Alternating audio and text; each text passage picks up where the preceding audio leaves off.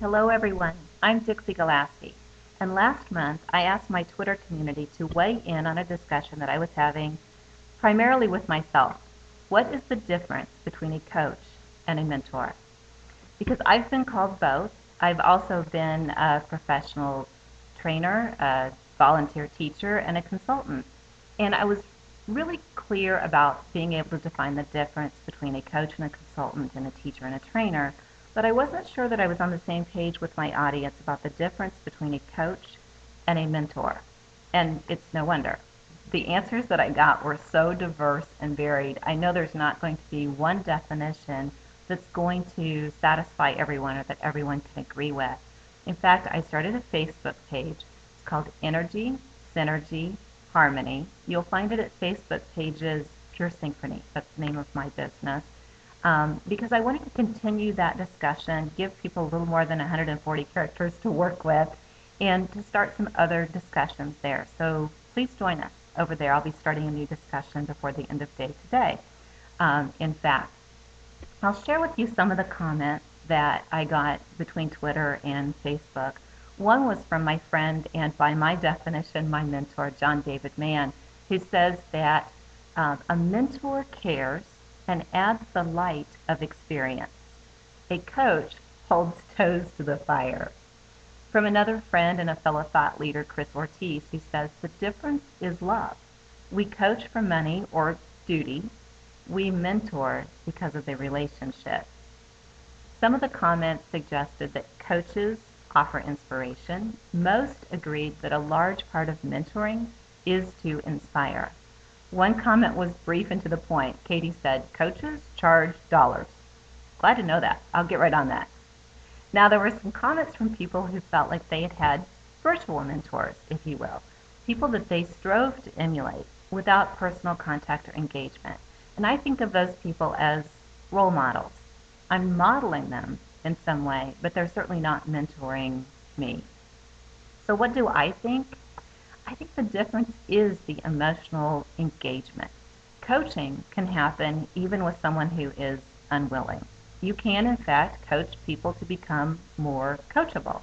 You can force someone to participate in disciplinary coaching. Now, it won't always be successful. As another good friend, David Hilliard, said to me, if the want isn't strong enough, it can't happen. If the bird doesn't want to fly, you have a chicken. I'm still laughing about that one, but it's still a coaching relationship. Mentoring, however, I think is a mutually permissive relationship. It requires both parties to engage. I can be a coach, whether or not I have clients. The skill still exists. I can only be a mentor if I have a protege who's engaged with me in being mentored. The posts and that dialogue took me back to a conversation that I had with a client many years ago. We were working in a coffee shop, and the old Peter, Paul and Mary song, Puff the Magic Dragon, came on. And he looked at me, and he teared up a little bit, actually, and he said, I think that's what I've been lacking. I've never had a puff. Okay, no chuckles from those of you who have your own private theories about the topic of that song. What he meant was he had never had someone who took him under their wing, literally or figuratively. He'd never had someone to show him the ropes, take him on adventures, encourage him to have courage, dare him to venture away from Cherry Lane and go explore the world. He'd never had a mentor. And that song and that memory, I think, have informed my personal definition of what it means to be a mentor, because that was a mutually giving and receiving relationship.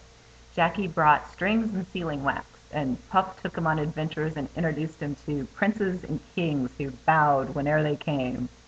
It was a mutual relationship that required both of their commitments. I think what was most telling to me is what happened when Jackie outgrew his need for his mentor.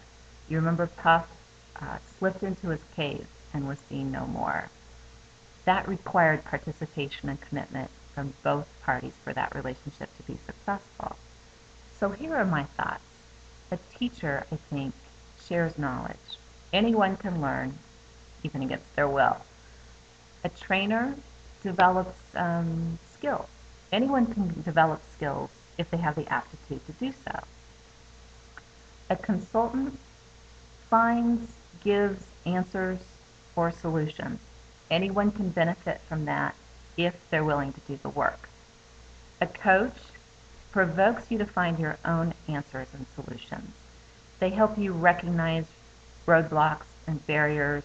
They keep you focused and moving forward. And anyone can experience that kind of growth if they're internally motivated enough. Any of those people can be hired, engaged, retained, you name it. A mentor may do any and all of the above, but ultimately they share of themselves. Not only their experience, but their experiences. Not only their knowledge, but I think their wisdom. Only those who are willing to share at that level can be true mentors, and only those who are willing to share equally in that emotional commitment can be proteges. As the inspiration, I've been inspired by teachers, trainers, consultants, coaches. I've been inspired by people I don't know yet. In fact, it was Chris Brogan who inspired me to just get on with it and record this video. So thanks, Chris. But I think I'm inspired most by my mentors because I'm inspired not only by what they say and what they do, I'm inspired by who they are, the example that they set. The mentors that I have in my life right now keep me inspired daily. John David Mann inspires me to be a little more eloquent every time I write. Scott Ginsburg inspires me to be a little less judgmental about what is worth writing. Gil Wagner inspires me to recognize my own talents and worth. Bob Berg has inspired me to step up to my future with courage and grace. And I have an unwitting and probably unwilling mentor, David Meyer, who inspires me to embrace my creativity and laugh at myself. Teachers, trainers, consultants, and coaches can provide a lot of value. But to someone who's ready to be a protege, a mentor is priceless. And to someone who's ready to be a mentor, a protege is absolutely essential.